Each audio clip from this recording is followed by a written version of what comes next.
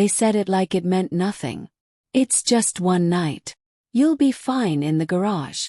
Snow was hammering the windows already.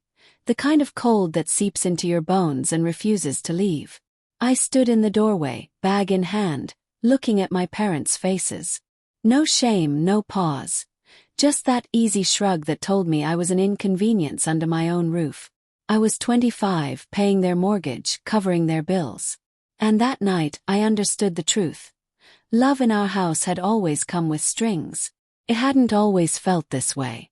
When I was little, my mom would bring me hot chocolate during storms. My dad would clear the driveway before I woke so I could think the snow had skipped us.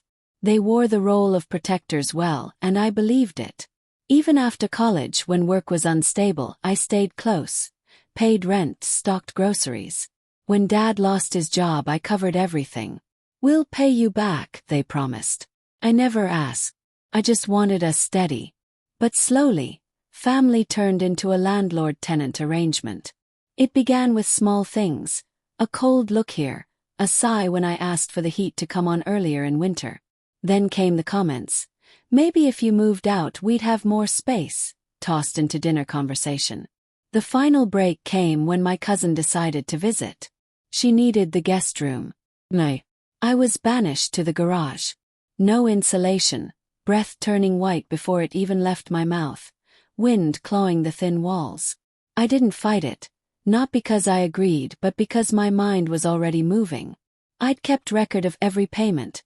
Mortgage transfers, utility bills in my name, repairs I'd handled without complaint. All documented. All backed up. I'd also noticed they hadn't paid property taxes in 3 years. Twice I'd stepped in to stop foreclosure. Last year I didn't, just to see how far they'd let it slide.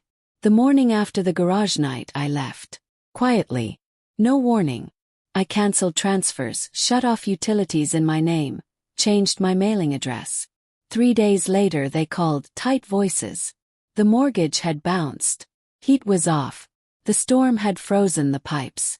"We need to talk," I said. We met in the kitchen, the same table where they told me to tough it out in the garage. I placed a folder down.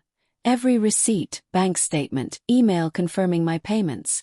Silence. "I'm not paying for this house anymore," I said evenly. "You've had years. I'm done." They didn't know I'd already spoken to a lawyer. What I'd paid wasn't rent. No lease, no agreement. Legally it was a loan. And loans could be recovered.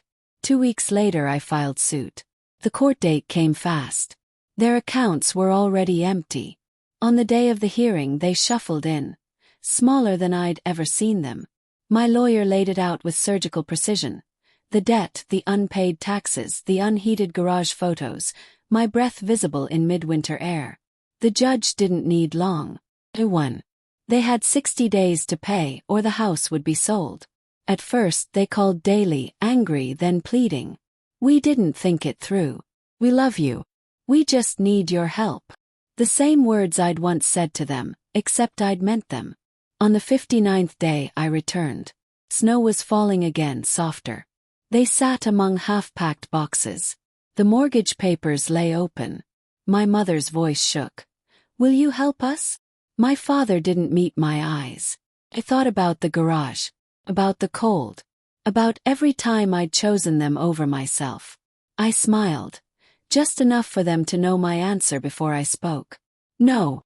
2 weeks later, the house went to auction. I didn't attend.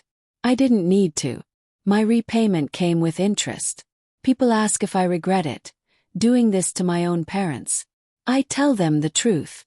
Regret is for people who didn't see it coming. And I saw it from the garage.